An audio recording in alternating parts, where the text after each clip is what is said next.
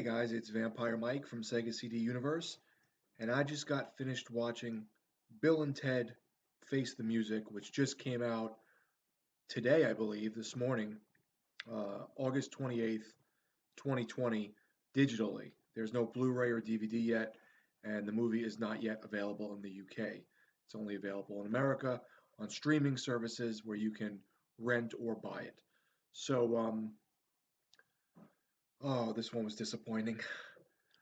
I'm a very big Bill and Ted fan. My buddy Jordan and I have talked about these movies for years. When we were teenagers, we would quote them and watch them together, and I've always really loved the characters. I'm a big Keanu Reeves fan, a big Alex Winter fan.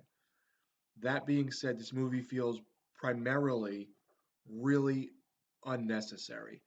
Um, the main point of the story that you learn at the very beginning, I don't want to spoil much, but the main point of the story is Bill and Ted have yet to write the song that unites the world, and which is weird because in the end of the second one, that was kind of the end of the second one was they played the song that united the world or made everyone get along or whatever. But in this one, they haven't written it yet, so that I guess that it never happened, but that didn't accomplish it. So they're now looking to still accomplish it. Um, that's the gist of it. They go to the future again. Now they're going back to try and figure out what the song is because they haven't written it yet. So they're trying to go to different time frames with themselves to meet themselves and get this song. That's the general basis of the movie. There are a couple fun little callbacks with certain characters. I don't want to ruin them. There was two that I could think of off the top of my head, but there was one new character that was sort of interesting, sort of annoying in a way. If you've watched the trailers, you'll know that Bill and Ted's daughters are in the movie. So even though everyone was under the impression at the end of the second film, little Bill and little Ted were boys, it's really, I think it's Theodora and Elizabeth. So it's not Elizabeth, I'm sorry, Theodora and Billy. Because women sometimes have the name Billy spelled differently. I think it's Billie, if I recall. So anyhow, they're part of the movie. They feel very shoehorned in. Those characters feel very annoying.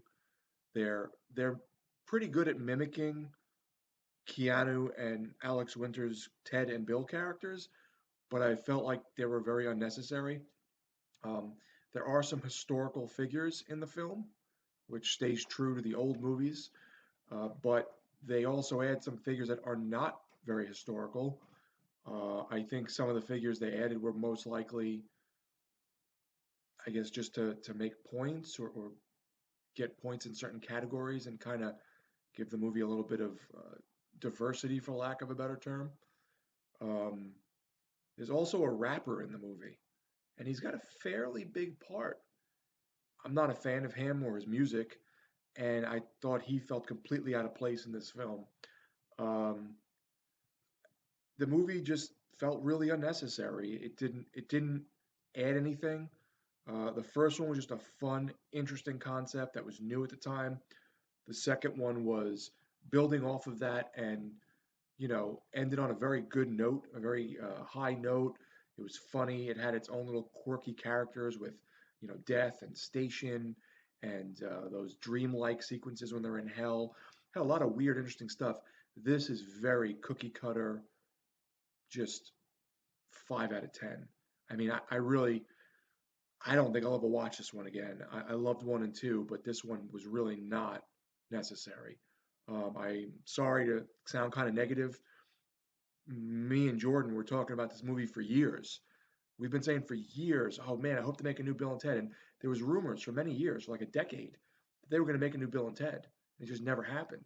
Maybe it would have been better if they made one closer to the second movie and kind of kept a similar vibe or something. But this is just not good. The music, by the way, is terrible in this movie.